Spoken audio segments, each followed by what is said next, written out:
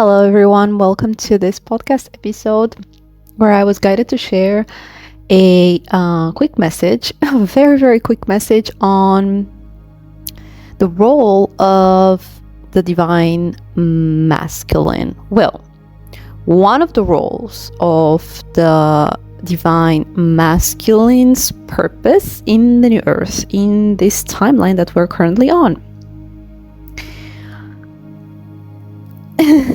See, there is a misconception. So many misconceptions around what spirituality is. There are very, very distorted ways to engage with spiritual concepts from an ego perspective.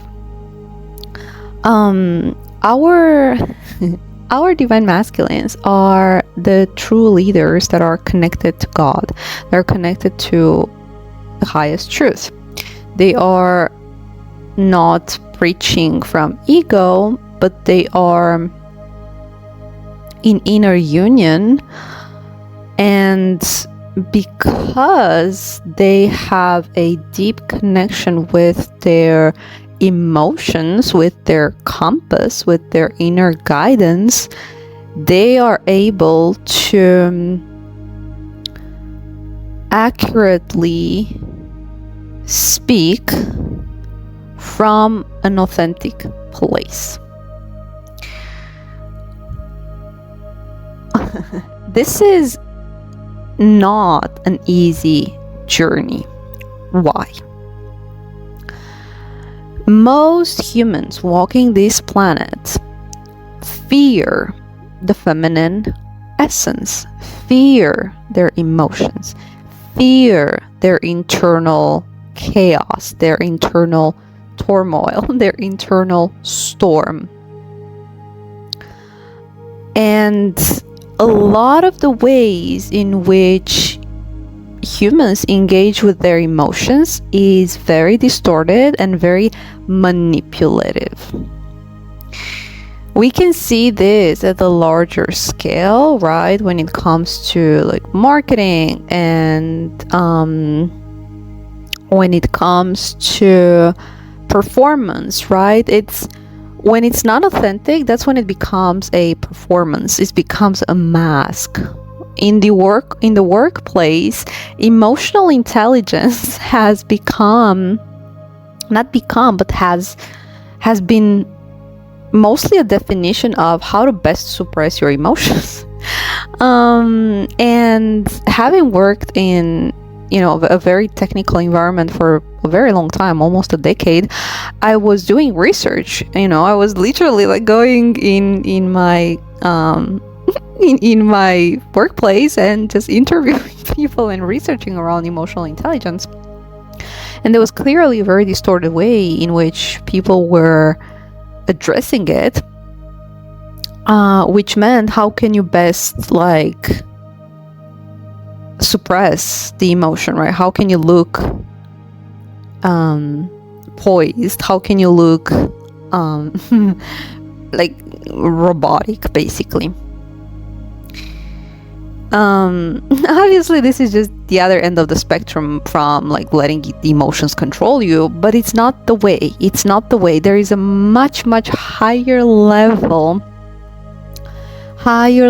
perspective from which we can engage with our emotions. Okay, and this is where the masculines come into play. This is where a lot of them have had to deal with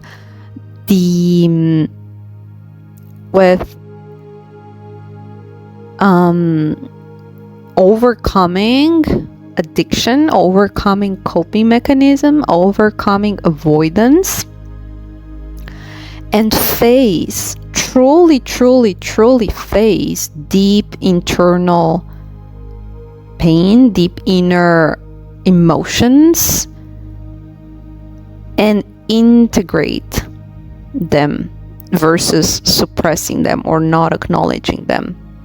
I know that many of the divine masculines I have worked with throughout this journey have had addiction issues. Many, like substance abuse is one of the main ones, but not only, because it's socially pushed by the culture for men to just suppress their emotions, to not express how they truly feel, right? And not live in accordance to their emotions. And one of the sneakiest ways that in which they are also encouraged to do that is through positive thinking. Like, many divine masculines have had to look like the strong one, or to ignore their needs for a very long time, because they had responsibilities, because they had some sort of karmic burden attached to their energy field that prevented them from being in their most truest, authentic self. And there is a subconscious, almost like a subconscious responsibility, like an ego agenda that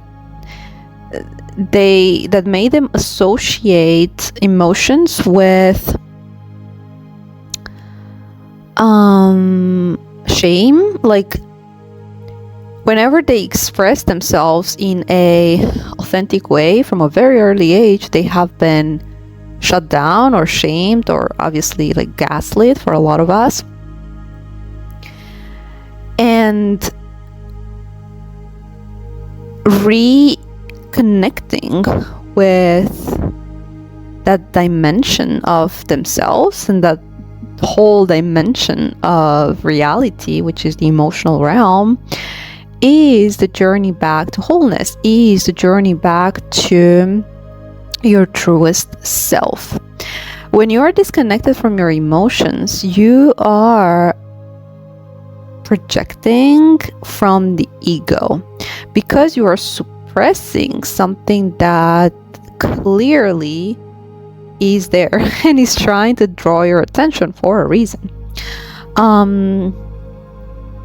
The ability to work with your emotions versus ignore them or suppress them or try to control them, this is a huge role of the divine masculines, part of the divine masculines healing journey, but also part of their teaching, part of what they're here to be a role model for and an example for. And it's also a big part of completing Yeshua's teachings, which, you know, it has been hidden for a very, very specific reason, right? The feminine essence within us all has been just very distorted, and all these coping mechanisms that have stifled our emotions, that have kept us from being truly free. Because when you stop running away from something, that's when you are truly free. When you face your emotions instead of being afraid, that's when they no longer control you. You cannot respond to control with control. You cannot respond to fear with fear. It's all about creating this relationship with your emotions in a way that is just very healthy, very rich, it gives like texture to your life versus this robotic way of living where your emotions just don't have a place. And it's when you do this, it's going to be extremely triggering to the people around you. When you become a very embodied whole human, you signal to other people how inauthentic they are. and they will try to latch on to the past version of you that was suppressed, that was basically under their control, because the feminine energy is not an energy that you can control. And so when you free yourself from the need to control your own emotions, you become free. And when you become free, you're an untamable force. This is where most of the discord between the feminine and the masculine happens, is when the masculine's relationship with his emotions is distorted, right? Okay, let's not even mention the whole addiction or coping mechanisms, or the ways in which they look at the ways in which they engage with their internal realm, their internal world. If you suppress your emotions 24/7, how can you expect to make room for a feminine in your life? For a divine feminine, you will have someone that mirrors back to you that disconnection. And a divine feminine is a whole divine feminine. She is basically the embodiment, the raw embodiment of this dimension, of these frequencies that are pure, that are unaltered, and there's just no way there's just no way that you can control a feminine. But you may not think you do this directly. However, you do this with your own self, and she will absolutely feel that. Like, the level of precision that a feminine can, with which a feminine can read a room, is outstanding. She knows how you feel before you even know that you're feeling anything.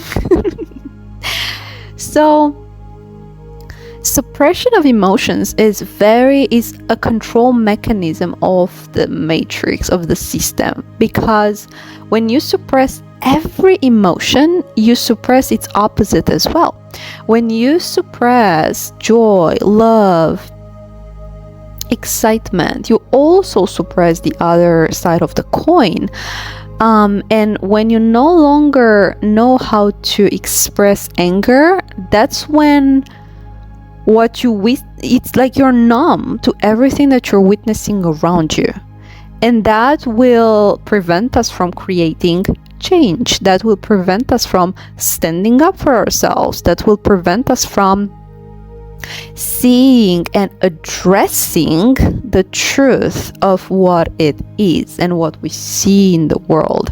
And obviously, for empathic souls and for highly advanced souls like us, like all of us here on this journey, it is very, very difficult to live connected with how you really feel about the world and with how you really feel about things in general, because we feel a lot, because we feel so deeply, because we feel so strongly, and we also need a thicker skin, right? You can't just allow yourself to be completely overcome and overwhelmed with emotions and just no longer function in the world.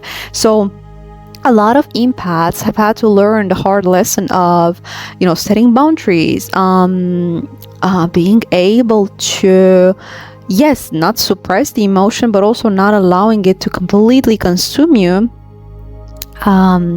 and just render you unable to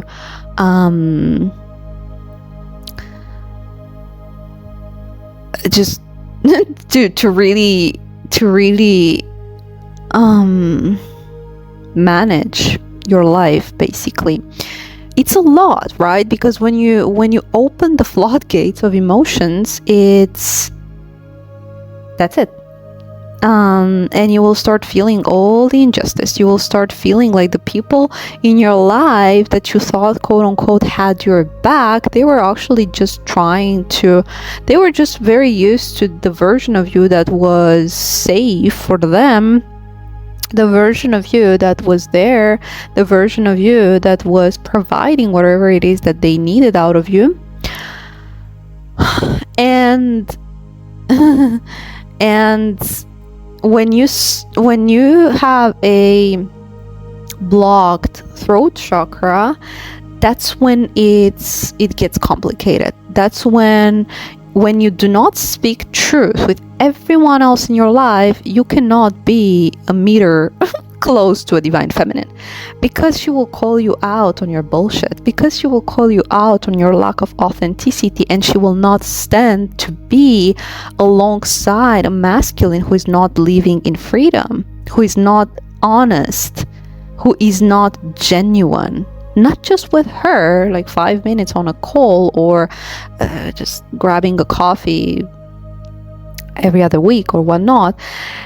It's your job as a divine masculine is to live 100% in your authenticity.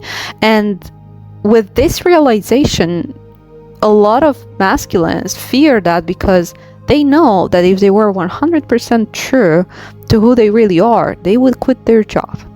They would leave their karmic family. They would move to the other side of the planet. They would do this or that or that. It's not about you, divine feminine. It's about their own lack of ability to stand in their freaking truth and to speak truth, because this is what is required of you as a masculine, is to speak truth, to speak God's truth, which is freaking inconvenient for everyone. For everyone who is not ready to face themselves, for everyone who is not at a spiritual development where they can handle the frequency of truth. But guess what? That is your mission. And unless you do that, you will never align with the frequency of abundance. You will never align with the frequency of love. First comes truth. First comes this accurate assessment of where you are at, where everyone else in your life is at, and how you have been living a life of lies. And this is why I mentioned at some point in the community tab that feminines are at least 2 to 3 years ahead of the masculines, right? We have done this work. We have standed up to our karmic families. We have cut all karmic ties. We have quit jobs. We're doing this work. We're doing this work for a very long time. And gosh, I mean, how do I even express how monumental this has been?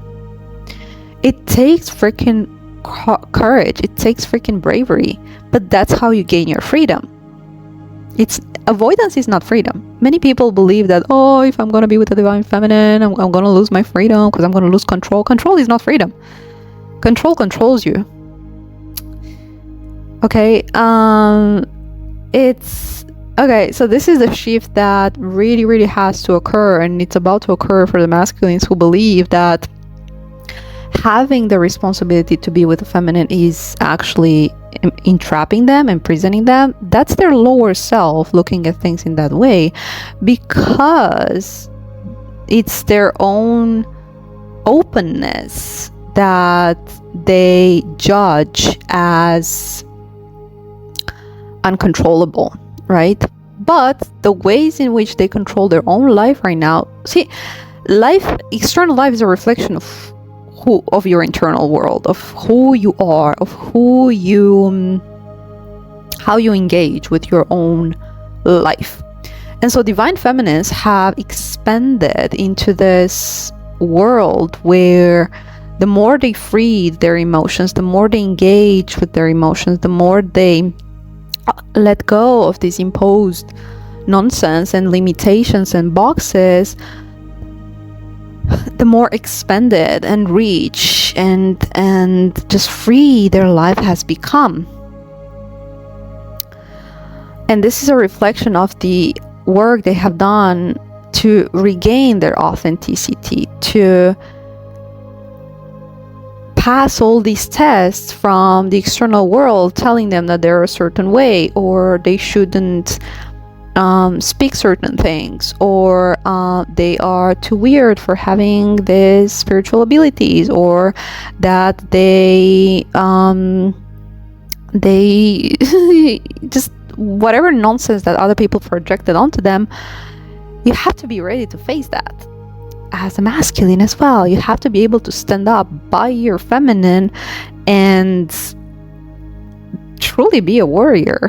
I mean, I know that a lot of I can feel it. I can feel it in my, in those that are connected to my content, that sometimes I can come off as very confrontational, but that's true. Like I can feel when a masculine is in his warrior energy and is a true divine feminine, and when they're just not, and when they're playing small, and then when they're playing by the playbook, but pretending they're some sort of rebel and some sort of just new earth leader. It takes way more than that. And this is why I also shared that so far this journey has been nice and